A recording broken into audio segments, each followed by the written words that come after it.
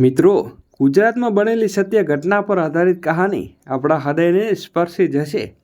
થોડો સમય કાઢીને અંત સુધી જરૂરથી સાંભળજો. પરિણાબેનનો અવાજ ખૂબ મધુર હતો અને તે તન્મનીય ભજન ગાતા હતા તો સાંભળનારા સાંભળ્યા જ કરે. એ તો જ્યારે ભજન ગાવાની શરૂઆત કરે ત્યારે ઘડિયાળના છાના ટકોરા પડતા હોય, પરંતુ ઘડિયાળના ટકોરા સાથે મોબાઈલની રિંગ પણ વાગતી હોય. અને પરિણાબેન સારી રીતે જાણતા હતા કે એ રિંગ એમની પુત્રી બંસરીના મોબાઈલમાં જ વાગી રહી છે.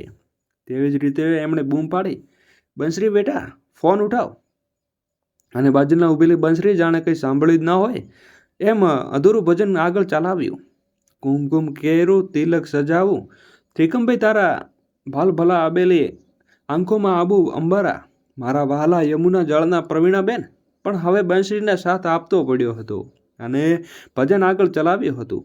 પરંતુ આજે પ્રેરણાબેનનો ભજનના શબ્દો આગળ ચલાવ્યા. જ્યારે જેમ જેમ પ્રેરણાબેન ગાતા જાય છે તેમ તેમ એ ભગવાનના સાજ આપતી જાય છે. પગમાં ઝાંઝર રૂમકુમ વાગે, કમરા કણકણ વાણમાં, ઠકે માલા કાને કુંડળ, ચોરે ચિતરું ચાલમાં, યમુના જળમાં. એ વખતે સમય બંસરી ભગવાનના ઝાંઝર, કુંડળ અને હાર એને ગમતા હતા. સાસુએ આપતી જોકે અવારનવાર ભગવાનના જુદા જુદા શણગાર બનાવીને થોડા ઘણા બજારમાંથી પણ લાવતી હતી. જ્યારે પ્રેરણાબેને છેલ્લે પંક્તિ ગાઈ, દૂધ કટોરી ભરીને આપું છું, પીઓ સારા સામળ છા, ભક્ત મંડળ નિરખી શોભા, ચરણે સામળ યમુના જળમાં. આ સુંદર ભજન અને ઘગાટ હૃદયને સ્પર્શી જાય છે. તેવી જ હતી અને જળમાં ચારે દૂધનો કટોરો અને સામગ્રી લઈને હાજર જ હતા. બનતા ગોળી લાલાએ ભાવતું માખણ તો હોય જ નહીં. થોડી સમયે પ્રેરણાબેન બંસરી સામે જોઈ રહ્યા હતા અને પોતાની જાતને કહી રહ્યા હતા, કેટલા નસીબદાર છીએ કે અમને બંસરી મળી. ભગવાને ઉઠાવતા હતા ત્યારે એમની નજર સમક્ષ 2 વર્ષ પહેલાંના દ્રશ્યો દેખાયા લાગ્યા. એમના દીકરો 2 વર્ષના થયો અને એક સાંજે એકાએક બંસરી સાથે ઘરમાં પ્રવેશ્યો. પ્રવીણાબેને પગે લાગતા બોલ્યા, મમ્મી, આ બંસરી છે. અમે સાથે ભણતા હતા અને એકબીજાને પસંદ કરતા હતા, પરંતુ આજે બંસરીના મમ્મી તેના પર બળજબરી કરી અને પરદેશી આવેલા યુવાન સાથે એની સગાઈ નક્કી કરી દીધી હતી. બંસરીના મમ્મીએ એને એકદમ પૈસાદાર કુટુંબમાં પરણાવી હતી અને જ્યારે બંસરીએ અમારા પ્રેમની વાત કરી ત્યારે એના મમ્મી પપ્પે ગુસ્સામાં થઈ અને ગયા અને આખરે બંસરી ઘર છોડીને મારી સામે આવી છે અને અમે તાત્કાલિક લગ્ન કરી લીધા છે. મમ્મીએ મને માફ કરજો. અને પ્રેરણાબેન સ્મિત કરીને બોલ્યા, અરે બેટા, એમાં માફી શું? બંસરી દીકરી બનીને ઘરમાં આવી છે, આપણે તમારા લગ્ન ધામધૂમથી કરીશું. બંસરી રડી પડીને પ્રેરણાબેનના ખભે માથું મૂકીને રડતા રડતા બોલી, મમ્મી, મને ઘરનું કંઈ કામ કરવા આવડતું નથી, પરંતુ હું ધીમે ધીમે શીખી જઈશ. તમે મને શીખવાડશો ને? પ્રેરણાબેને પ્રેમથી જવાબ આપ્યો, બંસરી, તું જે રીતે તારા ઘરમાં મમ્મીના ઘરે રહેતી હતી તે જ રીતે અહીંયા રહેજે. મારા દીકરાની પસંદ છે અને મારી પણ પસંદ છે. આ તારું ઘર છે, સમજીને રહેજે. ને બંસરી બોલતી હતી ત્યારે વાગતું કે હૃદયપૂર્વક બોલી રહી છે. એના બોલવામાં જ શીખવામાં ધગશ હતી. અને થોડા દિવસ બાદ બંસરીની મમ્મી ગુસ્સોમાં શાંત થતાં એણે બંસરીને ફોન કર્યો, તમે બંને જણ ઘેર આવીને મળી જાઓ. બંસરીએ ઠંડો પ્રતિસાદ અને બંસરી એની મમ્મીને આપતા બોલી, મમ્મી, હમણાં તો અમે બહારગામ ફરવા જઈ રહ્યા છીએ અને જઈને આવ્યા છે વિચારશું. બંસરીની મમ્મીએ ગુસ્સો ફરી ભભૂકી ઉઠ્યો, વિચારીને શું એટલે શું? તારા બાપના ઘેર આવવામાં પણ વિચારવાનું? તું તો એકની એક દીકરી છે એટલે તને બોલાવું છું, છતાંય તારા આ બાબતે વિચારવું હોય તો તારે મારી મિલકતનું દાન કરવું પડશે.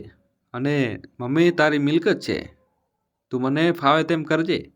સાચી મિલકત તારો પતિ સમર્થ છે, પછી તારી મિલકત શું ઉપયોગ?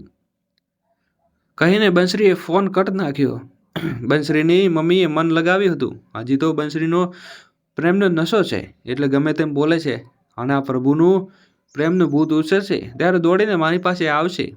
બંસરીના લગ્ન પછી બંસરીએ સાસરીમાં પગ મૂક્યો તે સાથે જ સાસુ શિસ્ત અનુભવી ગયો. એ ઉપરાંત સમર્થ એને મમ્મી વિશે ઘણું જ કહી દીધું હતું. બંસરીને એકદમ અડગ હતી ને નોકર રસોઈયા ઘરમાં હતા એટલે ક્યારે રસોડામાં પગ મૂક્યો ન હતો, પરંતુ લગ્ન પહેલાં સ્પષ્ટ સચ કહી દીધું હતું, બંસરી, મારી મમ્મી બહુ ચુસ્ત છે. સવારે વહેલા ઉઠીને ઠાકોરજીની સેવા બેસી જાય છે. અમારા ઘરના બધા જ કામ માટે નોકર છે, પરંતુ રસોડામાં પારકાનો પ્રવેશ થતો નથી. ઘરમાં કડક નિયમો પ્રમાણે રસોઈ કરતી વખતે કોઈ વાતો નહીં કરવી, માત્ર ઈશ્વરને શરમણ કરવું. અમારા ઘરમાં કેટલાક નિત્ય નિયમો છે. પ્રથમ રોટલી ગાયને ખવડાવવી ને છેલ્લી રોટલી કૂતરાને ખવડાવવી. દરરોજ સવારે પક્ષીઓને દાણા નાખવાના. આવા નિયમો સાથે આજે આગળની સ્ટોરી શરૂ કરીએ એની પહેલાં વિડીયોને લાઇક કરી અને ચેનલને અવશ્ય સબસ્ક્રાઈબ કરી દેજો અને એકવાર નોટિફિકેશન ઓલ કરી દેજો. મને તો આટલું જ ખબર છે, એ જ રીતે હું તને કહું છું. બસ એટલા માટે તને અમારા ઘરનું બધું ઉજાણ્યું ન લાગે. સમર્થ, હું તને કોફી પીવાની ટેવાયેલી છું. સવારે 9 વાગે ઉઠું છું અને સ્નાન કર્યા વગર જમણ કરી લેતી હતી. અમારા ઘરમાં સેવા પૂજા જેવું કશું જ નથી, પરંતુ તારા ઘરને અનુરૂપ થવા સાચા દિલથી પ્રયત્ન કરીશ. બંસરી, મારી મમ્મી તને દીકરીની જેમ રાખશે. તારા વર્તન બાબતે તને શિખામણ નહીં આપે, પરંતુ હું તને એક વિનંતી કરું છું. મારી મમ્મી દુઃખ થાય એવું તું પછી કરીશ નહીં. હું મારી રીતે પૂરેપૂરો પ્રયત્ન કરીશ. હું બધાને ખુશ રાખીશ. બંસરીનું પરિવર્તન શકું અને બંસરી એનું વચન પાળેલું તો ખરું જ છે.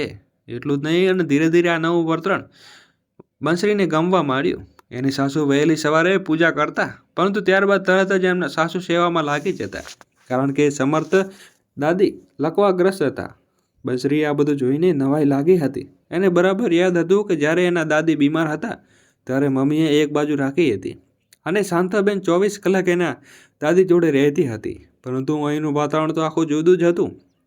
અહીં તો એના સાસુ દાદીની સેવા કરતા. ત્યારે જો દાદી જમવાનો આનકાન કરે તો એના સાસુ નાના નાના કોળિયા દાદીના મોંમાં મૂકતા, અને જીદ તો દાદી સખત નહીં જમવા માટે જીદ કરે તો એમાં મોંમાં ભાવતી આઈસ્ક્રીમ લાવીને એક એક ચમચી ખવડાવતા.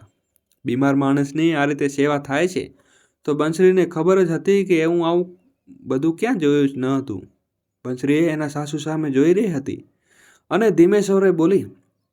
એના સાસુ હસીને કહ્યું, બંસરી, નાનપણ અને ઘડપણ બંને સરખા છે. સમર્થ પણ નાનો હતો ત્યારે બળજબરીથી મોંમાં કોળિયા ભરાવતી અને એમને ભરાયું, અને ના જમે તો એક દિવસ હું ચમચી એને આઈસ્ક્રીમ ખવડાવતી.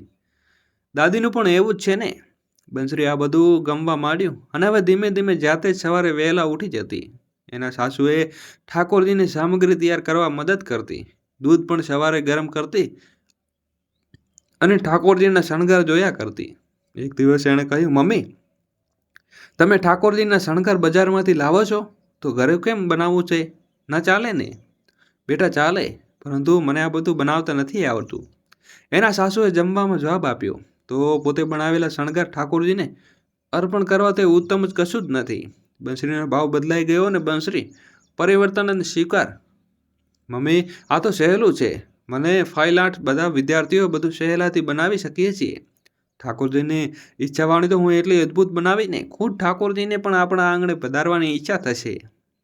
રહી વાત લાલજી હાર કુંડળ અને કંકલની, આ તો એ ખૂબ સહેલું છે ને. હવેથી બધા શણગાર જાતે જ બનાવીશું. મિત્રો, કહેવાય છે ને, બંસરીના સાસુ મોહ પર સંતોષ છવાઈ ગયો. પોતાના દીકરાને ખરેખર ખાનદાની અને સંસ્કારી છોકરી પસંદ કરી છે એ વાત તો હજી સમજી ગયા હતા. એમના મનમાં હંમેશા શંકા હતી કે આટલા પૈસાદાર ઘરની છોકરી જો ઘરમાં આવશે તો આપણા ઘરને સંસ્કાર અને રીત રિવાજો અનુરૂપ થઈ શકશે નહીં. અને ધીરે ધીરે બંસરી એની સાસુ પાસેથી બધું શીખી લીધું હતું, ખાસ કરીને રસોડાનું કામ. સમર્થ ઘણીવાર હસીને કહેતો, બંસરી, ધીરે ધીરે તું મમ્મી કરતાં પણ હોશિયાર થઈ જઈશ. બંસરી હસીને જવાબ આપતી, સમર્થ, હું સ્વીકારું છું કે ક્યારેય ઘરનું રસોઈનું કામ નહીં કર્યું, પણ હંમેશા વિચારતી હતી કે આ બધા કામો સહેલા હોવા જોઈએ, કારણ કે નોકર ને રસોઈયા ખાસ ભણેલા હોતા નથી. જ્યારે હું ભણેલી છું તો જો અંગૂઠા છાપ માણસ આ બધું કામ કરી શકે તો મારા જેવી વ્યક્તિ શા માટે ન કરી શકે? પણ હું તો સહેલું હોત તો નોકર રસોઈયા પણ સ્નાતકની ડિગ્રી ધરાવતી હોત. બસ આ જ વિચારે છે. હું બધું શીખી ગઈ. દાદીની સેવા અને માતૃત્વના આશીર્વાદ. વાત રહી દાદીની, તમે હવે દાદીને તૈયાર કરવાનું ગમવા માંડ્યું છે. દાદી લખવાને કારણે બોલી નથી શકતા અને એમની આંખો ઘણું બધું જોઈ જાય છે. એમની આંખો હું સંતોષ જોઈ રહ્યો છું એ મારી સૌથી મોટી સંપત્તિ છે. અને જ્યારે દાદીની સેવા કરતી હોઉં ત્યારે મમ્મીની આંખો જાણે અંતરની મારા પ્રેમના આશીર્વાદ આપતી હોય તેવું લાગે છે. મિત્રો, વિડીયો શરૂ કરીએ એની પહેલાં વિડીયોને લાઈક કરી અને એકવાર ચેનલને સબસ્ક્રાઈબ અવશ્ય કરજો. બંસરીના સાસુ પ્રાર્થના કરતા કહે છે, હે ઈશ્વર, તમે મને સર્વગુણ સંપત્ત પુત્રવધુ આપી છે, એનાથી ખૂબ સંતોષ છે અને હવે મારી પુત્રવધુ એના માતૃપિતાની મમતા મળાવે છે અને મમ્મીને પ્રેમ હંમેશા પ્રાપ્ત કરી શકે. બંસરીનો સમર્થ અને સંસ્કૃતિને સમર્પિત ઉંમર ગમે છે, છતાં એના પિયર હંમેશા યાદ આવે છે. ભલે બંસરી પોતાના સાસરામાં ખૂબ ખુશ રહેતી હોય, પણ એને મમ્મી તો પ્રેમ હંમેશા પ્રાપ્ત થાય છે. એવું જ કરજે ઈશ્વર. જે રીતે દૂધમાં સાકર ભળી જાય, તે જ રીતે બંસરી પણ તેના નવા ઘરમાં સંપૂર્ણ રીતે ભળી ગઈ. ઘરમાં કંઈ ખાસ કામ રહેતું નહીં, સિવાય રસોઈયાનું. અન્ય બધા કામ માટે માણસો હાજર જ હોય ને. બધા કામ બાંગ્લાદેશીયન માત્ર કરવાનું નહીં, પરંતુ મનથી સ્વીકારવું પણ શીખી ગઈ. બંસરીનો દ્રઢ નિર્ણય આવી જશે અને વિચારીને પોતાનું કરી ગઈ. જ્યાં એની મમ્મી આવી ગયા અને બંસરીને પોતું કરતા જોઈને એને ગુસ્સો થઈ ગયા. બંસરી, આ તારું ભણતર છે. હું તને સારામાં સારા ઘરેણાં પહેરાવી માંગતી હતી, ન કે તારા ભૂખડિયા વારસો ત્યાં. જ્યારે તારે કચરો પોતા પડે અને બંસરી હાથ પકડીને ઊભા કરવા કહ્યું, બેટા આપણા પાસે ઘણો પૈસો છે, હું મારું એકમાત્ર સંતાન છે, ચાલ હવે આપણે ઘેર પાછા જઈએ અને હું તને એક પળ પણ રહેવા નહીં દઉં. બંસરીની મમ્મીનો અવાજ સાંભળીને તેના સાસુ તથા સમર્થ અને રૂમમાં આવી ગયા. એના સાસુ કોઈ બોલતા જતા હતા ત્યાં જ બંસરી બોલી, મમ્મી તું મને એક પળ પણ અહીં રહેવાની ના પાડે છે, પરંતુ હું મમ્મી અહીં એક પળ ઊભા રહેવાની ના પાડું છું. મમ્મી ગેટ આઉટ, આ મારું ઘર છે અને મારા ઘરમાં કોઈ દખલ કરે એ હું સહન પણ નથી કરી શકું. સંયમ અને વિદાય. આ રીતે બંસરીના સાસુ એની મમ્મી સાથે જોઈને કહ્યું, બહેન તમે પહેલી વાર આવ્યા છો, અહીં જીમીને જ જજો. બંસરી તો નાદાર છે, એ બોલવા સામે ન જોતા, પરંતુ બંસરીની મમ્મીને ગુસ્સો તો 7મા આકાશે પહોંચી ગયો. તે કોણ જાણે દીકરી પર શું હદ અને ટોણા માર્યા કરે છે. બિચારીના ઘરમાં નોકરાણી બનાવી દીધી છે. તમે તો મીઠું મીઠું બોલીને મારી દીકરીને ફસાવી છે. હવે સારું થયું કે ડોળ ના કરો. ત્યાં જ બંસરી ગુસ્સે થઈને બોલી, મમ્મી તમે અહીંથી જાઓ, તમને મારા મમ્મીજી તમને ગમે હક નથી. મમ્મીજી પ્લીઝ તમે મારા મમ્મીજીને માફ અથવા ઘરની બહાર જતા રહો. કદાચ એની મમ્મીએ બીજો વિકલ્પ બધું ગમી ગયો હશે, એટલે જો જાતે જ ઘરની બહાર રડતા રડતા જતા રહ્યા. ધીરે ધીરે બંસરી પણ ઘરમાં અનુરૂપ બની ચૂકી હતી, પરંતુ જ્યારે એની માને ફોન આવતો ત્યારે તે બંસરી કહેતી, અને મમ્મી તમે જ્યારે મારી મમ્મીજીને અહીં આવીને ફોન માંગશો ત્યારે જ હું તમારી સાથે વાત કરીશ. હવેથી મને ફોન કરવાની કોશિશ ના કરશો. ત્યારબાદ ફોનની રિંગ વાગતી રહી, પણ બંસરીને ફોન ઉપાડની ન હતી. તે દિવસે પણ સવારમાં એવી જ મમ્મીનો ફોન હશે એમ માને તે પોતાના સાસુને કહેતી, બંસરી બેટા ફોન ઉઠાવી લેજે. પરંતુ જાણે બંસરી કંઈ સાંભળ્યું જ ન હોય, એ પણ ભજનની આખી આગળની પંક્તિ ગાવા માંડી. હવે તો એને પણ ભજન મોઢે થઈ ગયેલું હતું. એનું સાસુ જાણતા હતા કે આ તો સ્ત્રી હઠ છે અને સ્ત્રી હઠ આગળ કોઈનું ચાલતું નથી. તેથી હવે ચૂપ રહેવામાં જ મજા છે. એની માને એને ચૂપચાપ રહી ગયા. પરંતુ બીજે દિવસે જ્યારે બંસરી એના સાસુ સાથે ભજન ગાઈ રહી હતી ત્યારે તેની મમ્મી સવારમાં જ હાજર થઈ ગયા. તેમણે બહારથી તેની દીકરીને ભજન ગાતા સ્વર સંભળાયો. એમને લાગ્યું કે એક દિવ્ય વાતાવરણ ઊભું થયું છે. એમનો ગુસ્સો તો ક્યારેય ઉડી જશે અને ગયો હતો. વારંવાર બંસરીની યાદ આવતી હતી. એમ વિચારતા હતા કે બંસરી ખરેખર ખુશ જ હોવી જોઈએ, કારણ કે એના મોહ પર સંતોષ દેખાઈ રહ્યો હતો.